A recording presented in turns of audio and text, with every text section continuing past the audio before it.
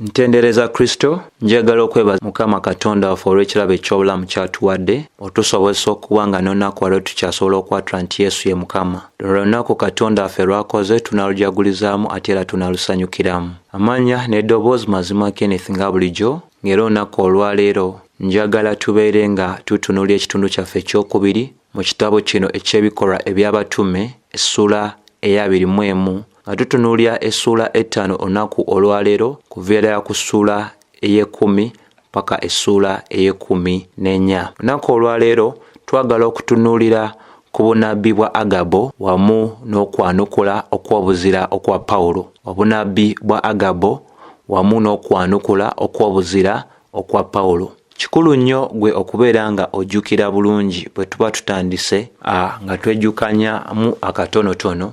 Tutandika essuula eno Pawulo ng'ava e Mireeto nga agenda mu Kalisaliya, naye tujjukira olugendo olwo telwali lwangu kubanga yasensikana abantu ab'enjawulo n'abo abaali mikwano gye nga bagenda mu maaso n'omugamba ebyo ebyali bibalagiddwa Omwoyo wa Katonda ku nsonga ez'emitawaana egyali girindiridde okutuuka ku Pawulo. Pawulo n'abeera nga yafuna okulabulwa kwa maanyi nnyo. Twagenda okumaliriza nga Pawulo atuuse e Kalisaliya, naye okutuuka e Kalisaliya yatuukira mu nnyumba eya Filipo eyali omubuulizi w'enjiri. Yalina abawala abato abaali embeerera oba abaali tebafumbirwanga, nabo abaagenda mu maaso n'okulagula nga banywereza ddala ebintu bye bimu ebyo ebyali mugambiddwa abantu ab'enjawulo mu bitundu eby'enjawulo. Mu ssuula eno eya 21 olunyiriri lw'ekkumi tutandika nga tulaba Bayibuli etulaga nti awo bwe twali tukyali eyo ennaku nnyingi, nnabbi ayitibwa Agabo okuva e Buyudaaya n'ajja. Kati tumanyidde ddala nnaku meka Pawulo ze yamala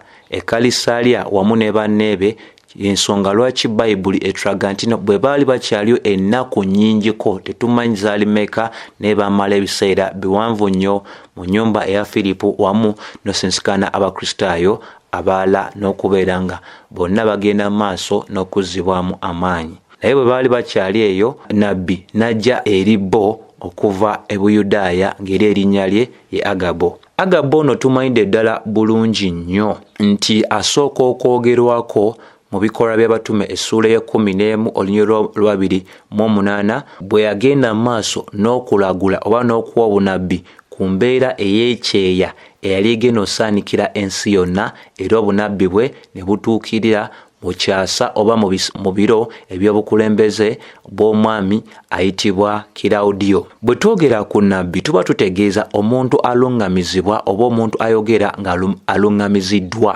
oba omuntu agenda mu maaso n'okwogera ebinaabaawo. Kikulu nnyo ffe okubeera nga tutegeera nti bannabbi bagendanga mu maaso n'okuwa obunabbi. Ekirabo eky'obunabbi kye kirabo ekitegeeza omuntu okubeera ng'ayogera wansi ow'amaanyi aga Katonda eri ebyo ebisobola okubeerawo mangu nga okubikkulirwa kwa Katonda eri abantu be. Abantu bano abayitibwa bannabbi bawa obunabbi.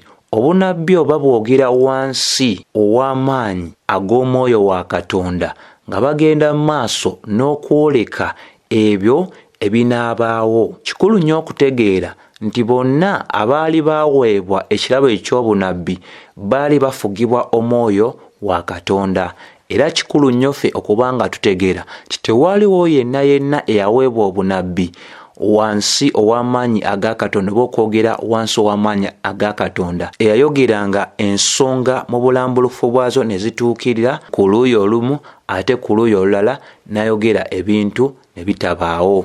Kikulu nnyo ffe okuba nga tutegeera nti abo bonna abayitibwa bannabbi ba Katonda kye tusobola okubeera nga tubajjukirako kye kino wammanga. Ebyafaayo bitulagira ddala nti obunabbi obwa nnamaddala obwa Bayibuli bwatuukiriranga, ekyokubiri bwabanga bwa buyinza, ekyokusatu tebwalemwanga kubeera nga tebutuukirira. Nti bwatuukiriranga, bwaweebwanga mu buyinza ate era tebwalemwanga kubeera nga butuukirira.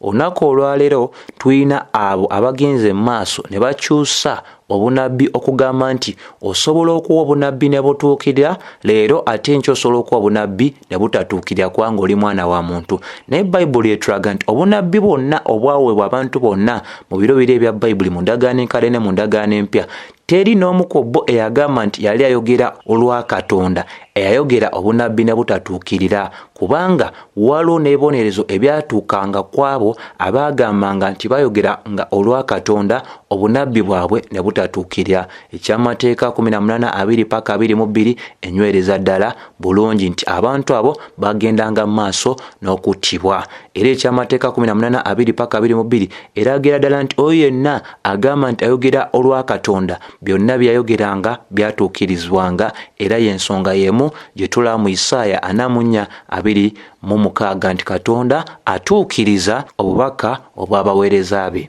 So oyo yenna olunaku olwaleero eyeeyita nabbi naye nga obunabbi bwe tebutuukirira, obunabbi bwe ku 10 abeerako na 9, ku 9 abeerako na 8, ku 8 abeerako na 7, ku 7 abeerako na 6, ku 6 abeerako na 5, oyo si nabbi wa Katonda. Era singa tubadde mu biro biri ebya Bayibuli omuntu oyo twalibadde ng'era tulagibwa okubanga tumutta n'omutta bwe tubanga tutunuulidde ebiro eby'endagaano enkadde. N'endagaano empya Baluumi 16:17 etulaga nti abo bonna abayitirira ku ebyo ebitulambikiddwa mu byawandiikibwa tugwanidde okubeera nga bwe tumala obbategeera nti bakyamu tubeewalira ddala. Kikulu nnyo nate era okutegeera nti olw'okuba nti ekirabo kino eky'obunabbi kyagendanga mu maaso n'okukozesebwa obubi era abantu abamu bagendanga mu maaso n'okyekwekamu, y'ensonga lwaki mu biro by'entandikwa ey'ekkanisa, mu biro ekkanisa we yatandikira mu Yerusaalemi oba mu kyasa ekyasookera ddala, Abakristaayo baali bagambibwa obutanyooma bunabbi kubanga waliwo abaabukozesanga obukyamu aba ne batandika okubanga kola ki babuyisaamu amaaso. Ensonga lwaki Basesalonika 5:19 paka 20 mwemu bweragira ddala. Kikulu nnyo okutegeera nti olunaku olwaleero ekigambo kya Katonda bwe bunabbi obutuweereddwa obusobola okuba nga bwesigika. Ekitegeeza nti yafeesi ey'abatume n'ey'abannabbi tekyagenda mu maaso kubanga abantu abo yafeesi zaabwe zaali za kuteekawo musingi, era omusingi bwe gwamala okusimbibwa yafeesi ezo ne zikomezebwa nga Befeso essula ey'okubiri bwenywereza ddala obulungi ennyo. So leero byonna bye twagala okutegeera Katonda byagala okugamba abantu be abali mu kkanisa bituweereddwa mu bitabo 66 ebya Bayibuli. Ensonga lwaki ekyamateeka 4:2 etugamba totoola togatta ku kigambo kya Katonda. Ekyamateeka 12:32 era enyweza nti totoolako ate togatta ku kigambo kya Katonda. Ngero 3 olw'okutaano olw'omukaaga ekulaga nti totoola ate togatta ku kigambo kya Katonda aleme okunenya.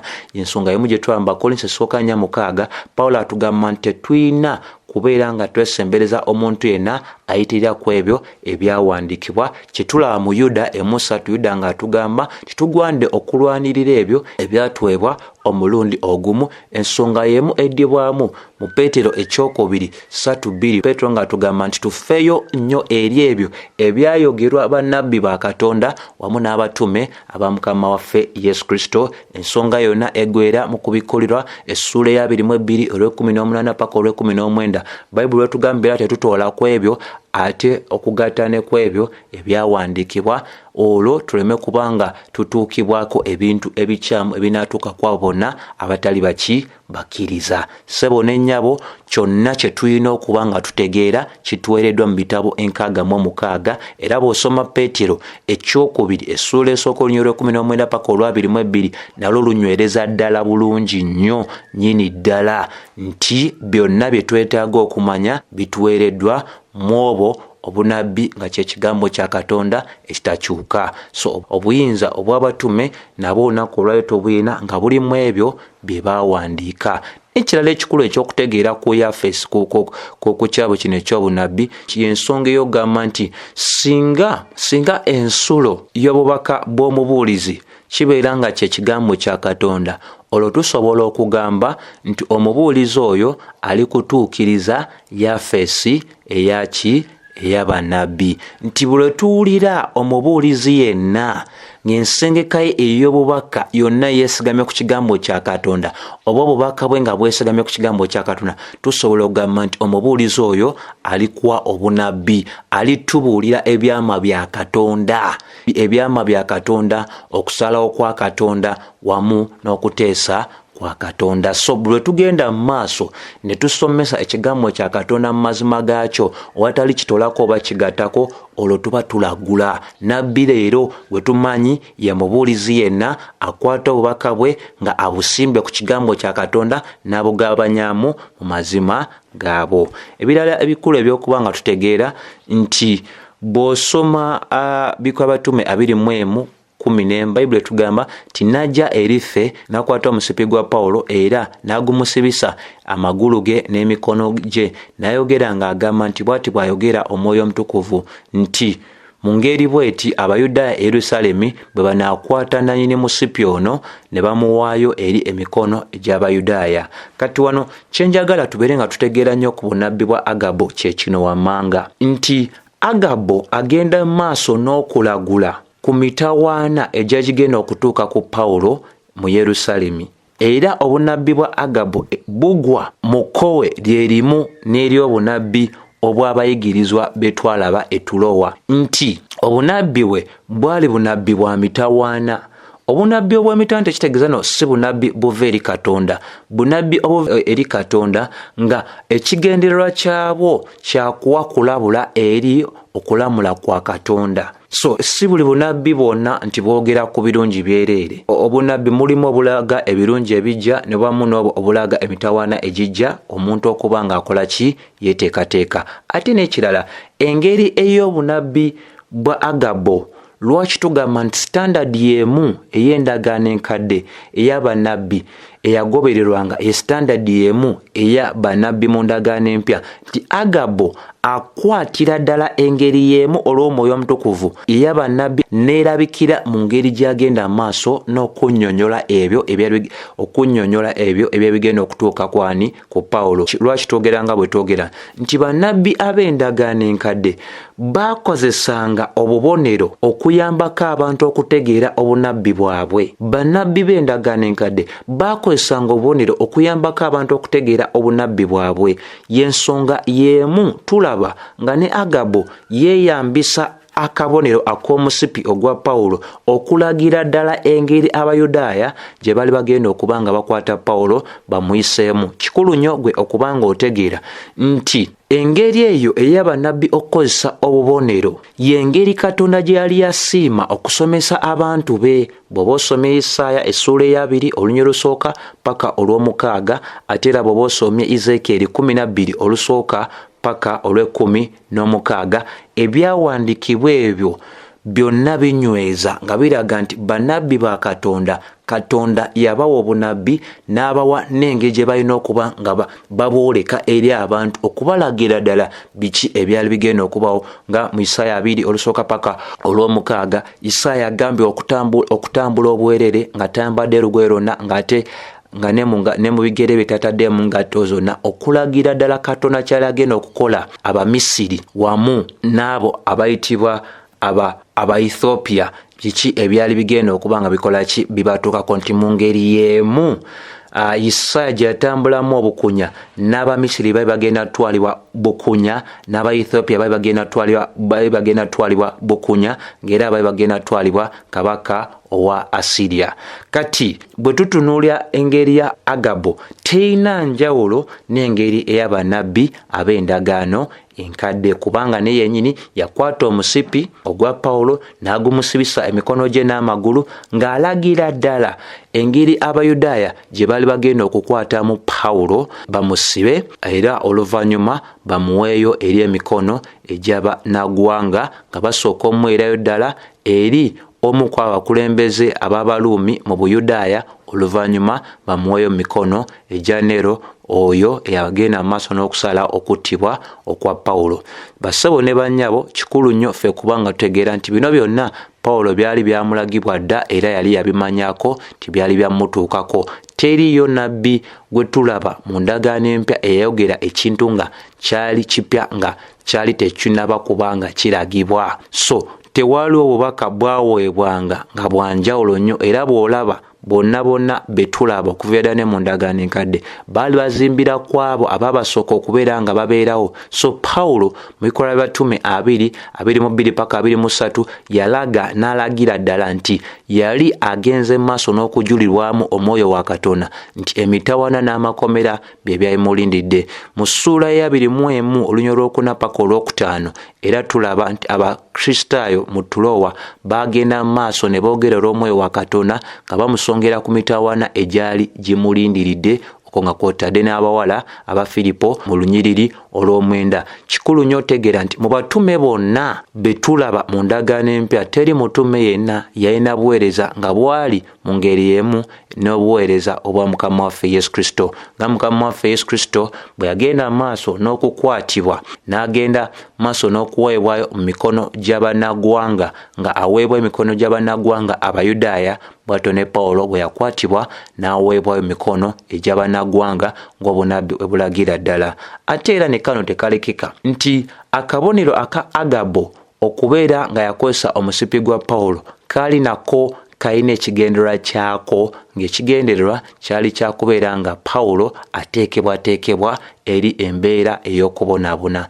Wano nawo wakulu wakutegeera mikwano, tugwanidde okimanya nti okubonaabona kwaffe kwonna kugenda maaso n'okuba nga kutuukirizibwa oba nga kubaawo olw'amaanyi aga Katonda. Tewali kintu kyonna kitugwako bugwi. Tujjukire bulungi Katonda yafuga ensi eno era akola ekyo kyonna ekimusanyusa era atuukiza ekyo kyonna kyagala otuukiza mu bulamu bwaffe ku lw'ekitiibwa kye. Byonna Katonda byakola mu bulamu bwaffe oba birungi oba bibi, byonna ekigendererwa kyabyo kubeera nga Katonda affe afuna ekitiibwa kye nga Abefeso 1:11 bwekola bweragira ddala. So ku mulundi guno tusobola okugamba nti Pawulo yali ateekeddwa ekimalira ddala kubanga yafuna okulabulwa ku kulabulwa eri emitawaana egyali gimulindiridde, eri n'ebintu ebyenjawulo byali agenda okuba nga yeesanga ng'ali wakati waabyo. Njagala obeere ng'otegeera bulungi gwe nawuliriza nti Pawulo mu kuba nti yali alabuddwa nnyo, Pawulo yatuuka ku ddaala nga yali yeetegekedde ddala. Nkiddamu, Pawulo mu kuba nti yali alabuddwa nnyo, Pawulo yatuuka ku ddaala nga yali mwetegefu nnyo nnyini ddala.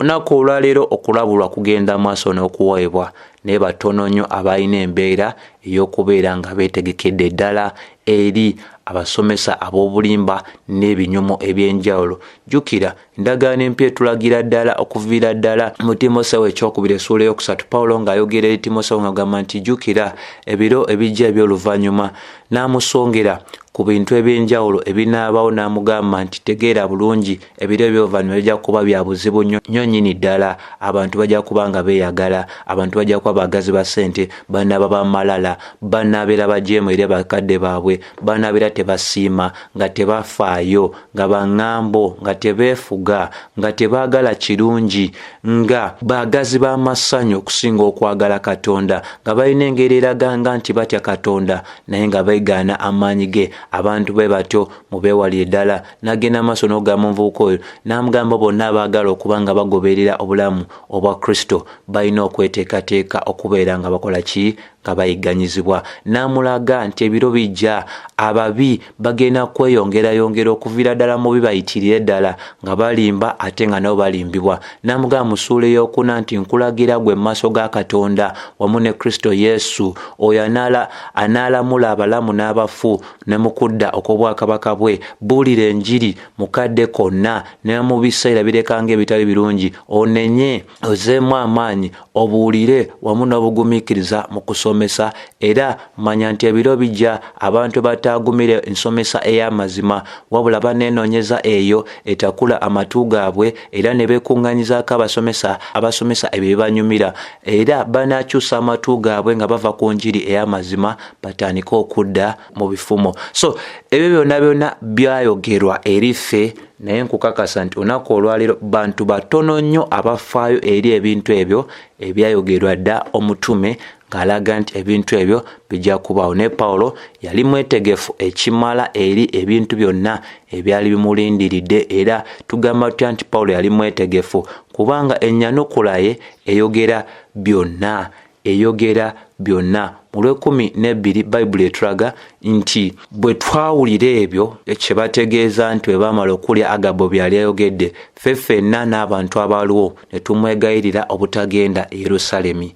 Mikwano kye njagala otegeere nti ab'ennyumba eya Filipo ntegeeza bawala be wamu naye kennyini n'Abakristaayo ab'omu Kalisaaliya wamu n'abo baali batambudde ne Pawulo bagezaako okuba nga bamwegayirira obutakola ki obutagenda Yerusaalemi. Bonna bagezaako era kino kitujjukiza ebigambo era ebyogerwa nti byaliwo mu biro ebya Martin Luther. Kikkirizibwa nti Luther bwe yali naye ali ku lugendo olugenda mu Diet of Worms gye bali bagenda okubeera nga bamukunyiza.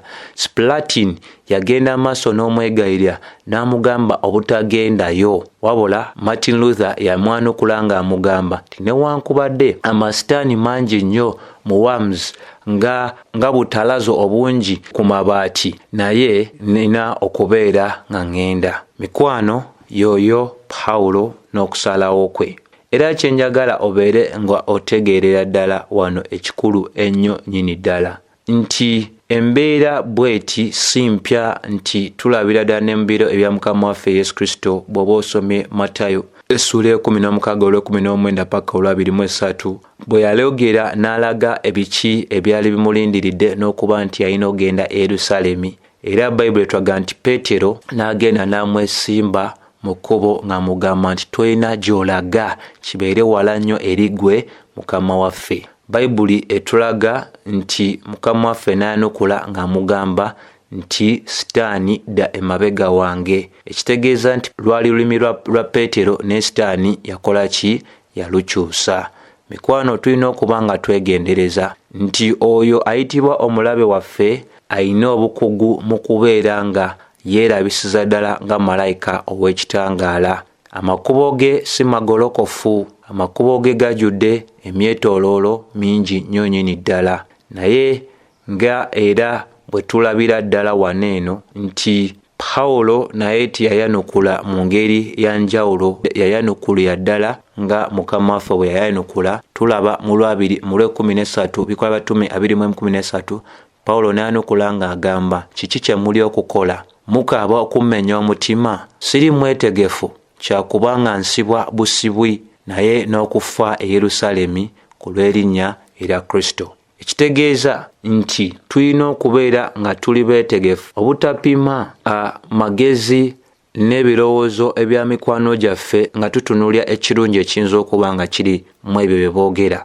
naye tugwanidde kuba nga tutunuulira kigambo kya Katonda. Nga olumu ku nnyimba olugamba tituneesiga ekigambo kya Katonda kyokka. Pawulo yalina obwesige mu kigambo kya Katonda era teyakkiriza kubeera nga akyusibwa. Amatu ge yagaziba eri enkolagana ze zonna ze yalina olwo alyoke atuukirize omulimo gwe eri Katonda, kubanga yategeera okwagala kwa Katonda era n'amanya olw'ekigendererwa ekyo ensonga lwaki yali mulamu.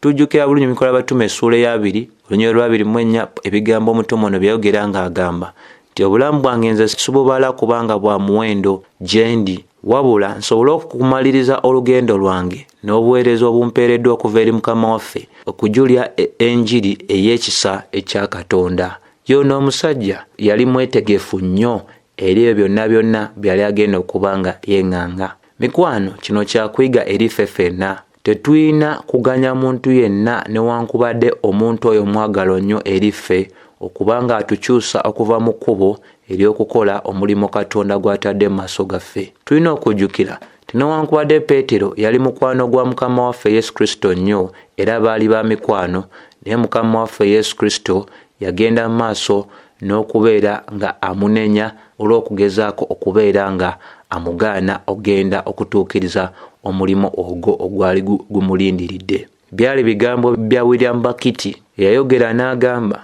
nti singa omutukuvu abeera nga amatiziddwa mu kuyitibwa n'okulagira kwa Katonda eri omulimo gwonna, aba tatya mitawaana gyonna egiba gimulindiridde mu kkubo ery'omulimo.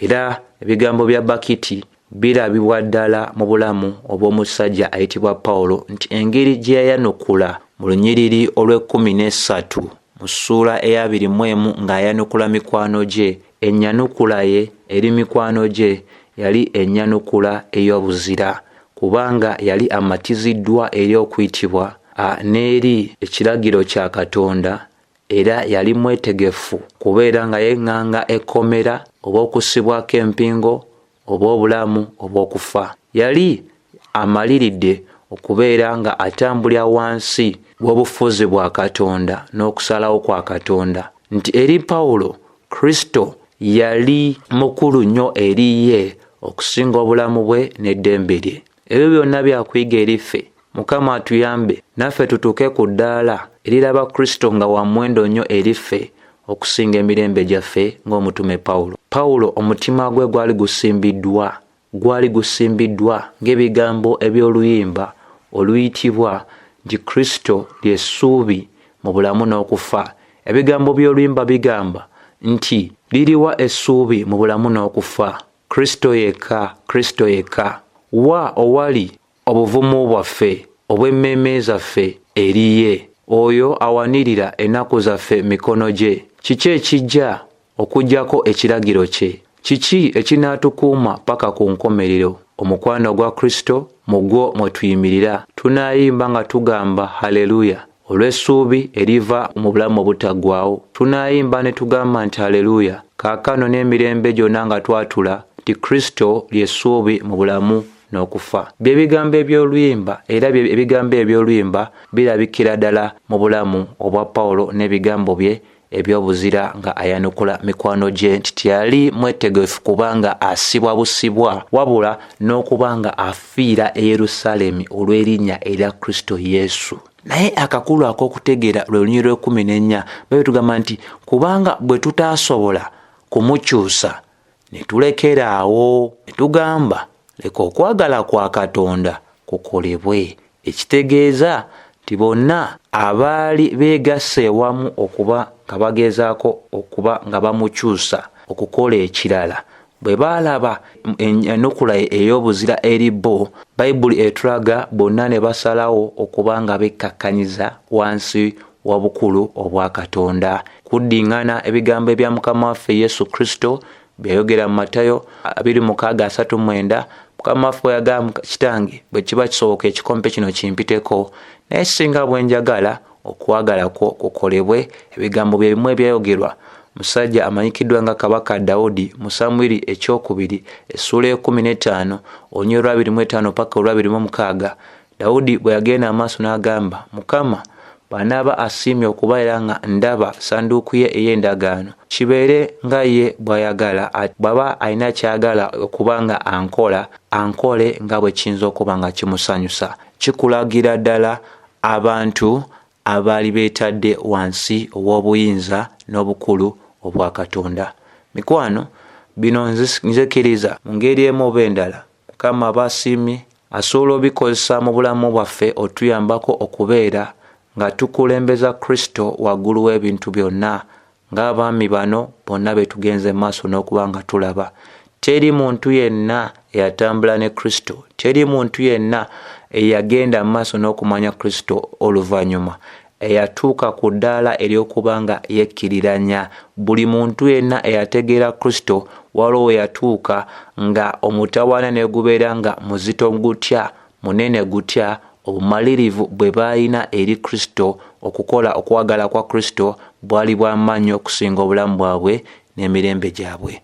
Saba Mukama nga bw'ali ow'ekisa ayambe ggwe nange naffe tutuuke ku ddaala eryo nga ne bwe tuba tutegedde ebitulindiridde nga tebigenda kubanga byangu nnyo tusigale nga tunyweza ekyo kye tugwanda okunyweza ng'olunaku olwaleero nga tubulya enjiri eno ey'amazima tumanyi bingi ebitulindiridde okubanga tusosolwa okubeera nga tetuba n'abantu bangi batwetooloola oba kino oba kiri okubanga kiyinza okubanga tekiriiwo naye kisinga obukulu mu byonna kwe kutuukiriza omulimu ogwo oguteereddwa mu maaso gaffe okubanga tuli beesigwa eri ebyo ebyawandiikibwa kubanga empeera yaffe teri na mwana wa muntu yenna wabula eri ne Mukama waffe Yesu Kristo. Okusanyusa oyo kikulu nnyo okusinga okubeera nga tusanyusa abaana b'abantu. Nsaba Katonda nga bw'ali omwesigwa ayambe gwe nange tubeere nga tussa amaaso gaffe n'emitima gyaffe ku ebyo ebituyitiddwa okuba nga tukola, tunoonye okubeera nga tuweesa Mukama waffe Yesu Kristo ekitiibwa mu byonna bye tukola mu linnya erya Kristo. Amiina. Kristo. Amiina. Kristo. Amiina. Kristo. Amiina.